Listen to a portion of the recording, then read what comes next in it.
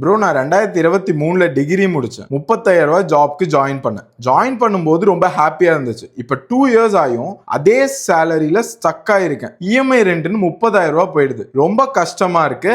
என்ன பண்றது? ஒருவேளை நான் அந்த சிச்சுவேஷன்ல இருந்தா நான் ஃபர்ஸ்ட் இந்த ரெண்டு விஷயத்தை தான் கிளாரிஃபை பண்ணுவேன். ஃபர்ஸ்ட் எனக்கு நெக்ஸ்ட் எவ்வளவு பணம் தேவை? 50,000 தேவையா, 1,00,000 ரூபாய் தேவையா அப்படின்றதுல ஃபர்ஸ்ட் கிளாரிட்டி ஆகும். ரெண்டாவது என்னோட ஒர்க் டைமிங், நான் 9 to 5ல ஒர்க் பண்றேனா இல்ல 9 to 6ஆ? பிகாஸ் இந்த இடத்துல தான் எனக்கு பெரிய ப்ராப்ளம் இருக்கு. தேர்ட் ஒன் வந்து என்கிட்ட ஏதாவது அட்வான்டேஜ் இருக்கா, இல்ல என்கிட்ட ஏதாவது ஸ்கில்ஸ் இருக்கா, மக்களுக்கு ஹெல்ப் பண்ற மாதிரி ஏதாவது ஸ்கில்ஸ் இருக்கான்னு. ஒருவேளை என்கிட்ட எந்த ஸ்கில்மே இல்ல, என்கிட்ட இன்வெஸ்ட் பண்றதுக்கு பணமும் இல்லைன்னா நான் பண்ண போற ரெண்டு விஷயம் என்னன்னா, நான் மார்க்கெட்டிங்கையும் சேல்ஸையும் தான் கத்துப்பேன். ஏன்னா ஃபர்ஸ்ட் ஆஃப் ஆல் வந்து நான் ஏதாவது கிரியேட் பண்ணணும்னா எனக்கு ஃபர்ஸ்ட் ஒரு வேல்யூ வேணும். இந்த வேல்யூ கிரியேட் பண்ணுவேன். ஃபர்ஸ்ட் வீக் ஃபுல்லாவே நான் என்ன பண்ணுவேன்னா, நான் கத்துக்கிறதுக்கு மட்டும் தான் எஃபோர்ட் பண்ணுவேன். நான் மற்ற வேற எதுலையுமே நான் கான்சென்ட்ரேட்டடா இருக்க மாட்டேன்.